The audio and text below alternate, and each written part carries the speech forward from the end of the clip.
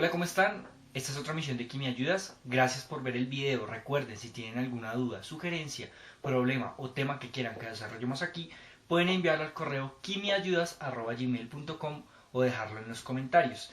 No olviden dar clic en me gusta y suscribirse para recibir nuevos videos. En el día de hoy vamos a llevar a cabo el abordaje del tema que tiene que ver con el balanceo de una ecuación por medio del método Redox. Entonces vamos a comenzar. Bueno, entonces el ejercicio dice lo siguiente: balancee por el método Redox la siguiente reacción. Cloro molecular más hidróxido de potasio producirá cloruro de potasio, clorato de potasio y agua. Es muy importante recordar qué es balancear. Entonces recuerden que una ecuación química es la representación de un hecho que sucede en la realidad, es decir, la reacción entre estas dos sustancias que producen las sustancias que están a este lado. Toda reacción química sigue un principio y que se llama el principio de conservación de la materia, es decir, la materia no se crea ni se destruye, simplemente sufre transformaciones. En una reacción química los átomos simplemente se reordenan, y dado que los átomos se reordenan, el peso de los reactivos siempre será igual al peso de los productos, y dado que una ecuación química es la representación de un hecho de la realidad, debemos reflejar en esa ecuación química ese principio de conservación de la materia. Esto se hace por medio del balanceo. ¿Y qué es balancear? Pues que los átomos de este lado sean los mismos del lado de allá. En este caso, para llevar a cabo ese balanceo, vamos a cambiar los números que están presentes antes de las sustancias y que se llaman coeficientes estequiométricos. No es posible llevar a cabo el cambio de estos números. Supongamos, si aquí tengo dos hidrógenos, no puedo poner dos hidrógenos acá, porque en el momento en el cual yo cambie estos subíndices, estoy cambiando de sustancia y estaría afirmando algo que es mentira. Entonces, los números que vamos a cambiar son los que están antes de cada sustancia. Para llevar a cabo este balanceo existen varios métodos. Está el método algebraico, el cual desarrollo en este video. Está el método de óxido-reducción, también está el método de tanteo, al igual que el método de ion-electrón. El método del que vamos a hacer uso para balancear esta ecuación es el método de óxido-reducción o método redox. Pero también antes de usarlo debemos tener claro qué es eso de la oxidación y la reducción. Entonces, los procesos de oxidación y de reducción están directamente relacionados con la transferencia de electrones. Cuando un átomo recibe electrones, este se verá reducido. ¿Por qué reducido? Porque su estado de oxidación cambiará a un número más negativo. En el caso contrario, cuando un átomo pierde electrones, su estado de oxidación aumenta a un número más positivo. Estos dos procesos se llevan a cabo en las reacciones de óxido-reducción, es decir, en una reacción de óxido-reducción siempre habrá una especie que se oxida y otra que se reduce.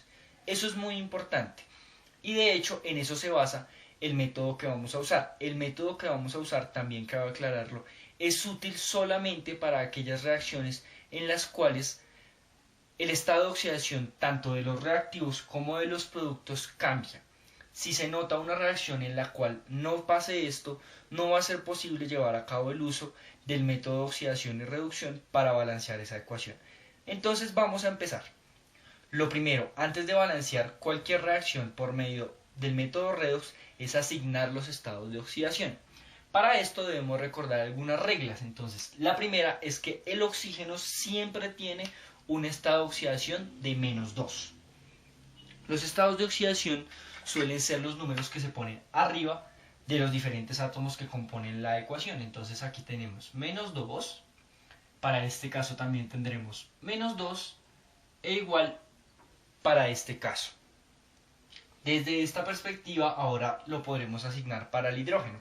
Otra regla que hay que recordar es que el hidrógeno siempre tiene un estado de oxidación +1. Tenemos aquí +1, tenemos aquí +1. De nuevo, otra regla es que cuando tenemos un elemento que se encuentra en estado puro, es decir, solo, como el caso del cloro, su estado de oxidación corresponde a 0. En el caso también de los elementos que son metales y que corresponden al grupo 1 o al grupo 2 de la tabla periódica, ese precisamente es el estado de oxidación con el que pueden trabajar. Como el potasio pertenece al grupo 1 de la tabla periódica, el estado de oxidación que es posible que tenga es +1. Y lo último que debemos recordar es que en una misma sustancia la suma de los estados de oxidación siempre tendrá un valor de 0. Es decir, si ustedes se dan cuenta, aquí tenemos 2 por 1, esto es 2 positivo, y cuando lo restamos con el 2 nos da 0. La misma regla debe cumplirse para todas las sustancias de la ecuación. Entonces tenemos aquí que tenemos +1, en el caso del potasio trabaja también con +1, entonces +1 más 1 da +2, menos 2 da 0. En este caso tenemos +1 y para que dé 0 debe ser -1 el cloro. Para este caso entonces tenemos que el potasio trabaja con +1 y ahora este 3 afecta a este 2, luego será 3 por 2 menos 6 y para que toda la molécula me dé 0, este debe trabajar con +5. Una vez que hemos asignado los estados de oxidación, entonces ahora lo que tenemos que verificar es qué elementos cambiaron de estado de oxidación. Entonces, como pueden darse cuenta, el potasio no cambió de estado de oxidación, se mantiene. El oxígeno tampoco. Y el hidrógeno tampoco. El elemento que sí cambió de estado de oxidación corresponde al cloro. Entonces teníamos cloro con estado de oxidación 0, que cambió a estado de oxidación 5 y estado de oxidación -1. Esto es muy importante, siempre habrá una especie a la cual le aumente el estado de oxidación y otra a la que le disminuya el estado de oxidación. En el caso de esta reacción, pues tenemos que es la misma especie la que sufre estos dos cambios, es decir, esta especie se oxida, pero también se reduce. Generalmente tenemos que son dos especies diferentes a las que le suceden estos procesos. Sin embargo, esto no debe ocasionar ningún inconveniente. El siguiente paso, luego de haber asignado los estados de oxidación e identificado aquellas especies que cambiaron, es realizar la escritura de las semiecuaciones. ¿Qué es una semiecuación? Entonces, una semiecuación consiste en escribir una pequeña reacción, pero solamente con las especies que cambiaron de estado de oxidación. Entonces tenemos al cloro, lo tomamos con su número, con su subíndice, que cambia a cloro -1. Y también tenemos el cloro, que cambia a cloro +5. Esta es la escritura de las semirreacciones. Siempre tendremos una reacción, una semirreacción para la reducción y una semirreacción para la oxidación. Luego de que hemos escrito las semirreacciones, ahora lo que debemos hacer es balancear la masa en esas semirreacciones. ¿Qué es balancear la masa? Es balancear el número de átomos a cada lado de la ecuación. Entonces tenemos que aquí hay 2 cloros, por tanto deberemos poner un número 2 a este lado para que nos quede balanceada la masa. En el caso de la otra ecuación vamos a realizar el mismo proceso. Después de que ya hemos balanceado la masa, ahora debemos balancear la carga. Entonces, si ustedes se dan cuenta, aquí tenemos una carga de 0 a este lado de la ecuación, pero aquí tenemos una carga de -1. Y dado que hay 2 átomos de cloro, la carga total será de -2. La carga debe ser igual a los dos lados de la ecuación. Y otra cosa que es importante aclarar es que cuando estamos llevando a cabo el método de oxidación y reducción, la única manera con la que podemos balancear carga, ya sea a ese lado o a este lado de la ecuación, es sumando electrones. No hay manera de sumar protones en este método, dado que el método se basa en que en estas ecuaciones o en estas reacciones lo que hay es una transferencia de electrones, no de protones. Por tanto, ese va a ser nuestro recurso para balancear la carga. Dado que en este caso tenemos una carga de -2 y aquí una de 0, para llevar a cabo el balanceo de la carga, entonces vamos acá a sumar 2 electrones. Estos son 2 cargas negativas. Luego entonces, si volvemos a mirar la carga, tenemos acá una carga de -2 y aquí también una carga de -2.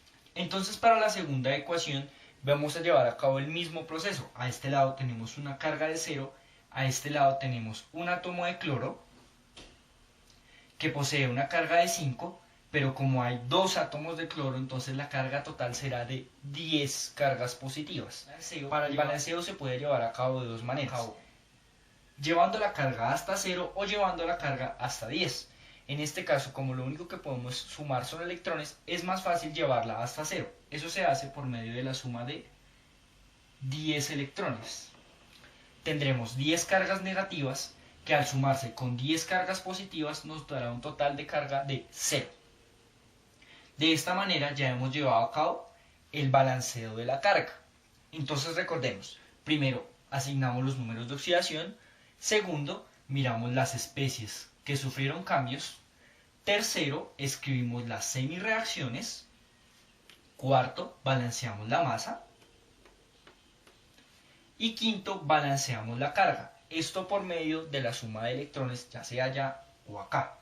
Lo siguiente que debemos hacer y que es muy importante es llevar a cabo el balanceo de el número de electrones ganados y el número de electrones perdidos. ¿Esto por qué se hace? Porque en un proceso redox los electrones que salen de la especie oxidada llegan a la especie que se van a reducir. Luego, dado que el cloro en este momento se está oxidando y está perdiendo 10 electrones, estos 10 electrones deben llegar a otro lado y llegan al cloro. Por lo tanto, los electrones que se pierden deben ser exactamente igual al número de electrones que se ganan por la especie que se reduce. ¿Cómo se lleva a cabo este balanceo de los electrones ganados y los electrones perdidos? Simplemente lo que vamos a hacer es lo siguiente. Vamos a multiplicar las 12 semirreacciones por números que nos dejen esta cantidad de electrones iguales. La manera más fácil de hacerlo es multiplicar la ecuación de arriba por 10 y la ecuación de abajo por 2. Al llevar a cabo estas multiplicaciones vamos a obtener lo siguiente. Entonces, como pueden darse cuenta, este 10 afecta a este número de acá, el coeficiente de aquí y el de aquí. Y obtenemos estos resultados a multiplicar por estos números. El siguiente paso que debemos hacer es llevar a cabo la suma de estas dos reacciones. Esto se hace de la siguiente manera. Entonces, todo lo que tengamos a este lado se sumará al igual que lo que tengamos a este lado, pero si tenemos especies que son iguales a lados diferentes de la ecuación, entonces se restarán. Al llevar a cabo la suma, entonces tenemos que estos 10 cloros se suman con estos 2 cloros y nos da un total de 12 moléculas de cloro. Si sumamos aquí, entonces vemos que estas son especies diferentes, luego entonces tendremos 20 cloros menos 1, esto es cloruro, y 4 iones de cloro más 5. Ahora, en el caso de los electrones vemos que están a este lado y a este lado, es decir, están en lados diferentes de la ecuación, uno está en los reactivos, el otro en los productos, por lo tanto los vamos a restar. 20 menos 20 nos da 0 y lo que obtenemos es esta ecuación. Después de obtener esta ecuación vamos a llevar a cabo el siguiente paso. El siguiente paso consiste en reemplazar los coeficientes que obtuvimos aquí en la ecuación inicial, en la reacción que nos dieron desde un inicio. ¿Esto cómo se hace? Entonces, donde veamos esta especie, pondremos este coeficiente. Entonces, en el caso del cloro, tendremos que será 12. En el caso del ion cloruro, el cual está presente aquí, pondremos un 20.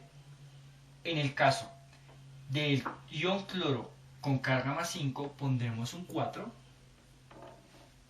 Y ahora el siguiente paso que debemos hacer es terminar el balanceo, pero ya lo podemos hacer por tanteo. Entonces, como podemos notar, en este caso, en el lado de allá, hay 20 potasios más 4 potasios, nos da un total de 24 átomos de potasio, pero a este lado tan solo tenemos 1. Luego entonces deberemos reflejar ese balanceo y esto lo hacemos de esta manera. Al poner un 24, entonces ya nos quedan balanceados los átomos de potasio a este lado y a ese lado. Sin embargo, ahora si hacemos la cuenta para el hidrógeno, veremos que hay 24 átomos de hidrógeno a este lado y al lado de allá tan solo hay 2. Por tanto, deberemos poner acá un 12. 12 por 2 es 24 y tenemos balanceados los átomos de potasio. Y ahora deberemos verificar también al oxígeno. Entonces 24 por 1 da 24. A ese lado de la ecuación tenemos 4 por 3, 12 y 12 por 1, 12. 12 más 12 es 24. Por tanto, los átomos de oxígeno también están balanceados. De esta manera, entonces, hemos llevado a cabo el balanceo para esta ecuación. Recuerden los pasos que seguimos para llevar a cabo esto. Entonces, primero, identificamos los diferentes estados de oxidación de los elementos de la reacción, el cloro, el potasio, el oxígeno, el hidrógeno y los que estén de para allá. Luego de esto, identificamos las especies que cambian. Siguiente paso, escribimos las semireacciones, balanceamos masa, luego balanceamos carga. Después de haber obtenido esto, igualamos el número de electrones ganados con el número de electrones perdidos, esto por medio de esta multiplicación. Obtenemos esto, sumamos las ecuaciones y luego de que sumemos las ecuaciones, deberemos reemplazar los coeficientes obtenidos en esta suma en la ecuación inicial. Y al haber reemplazado esos coeficientes, terminamos el balanceo por medio del tanteo.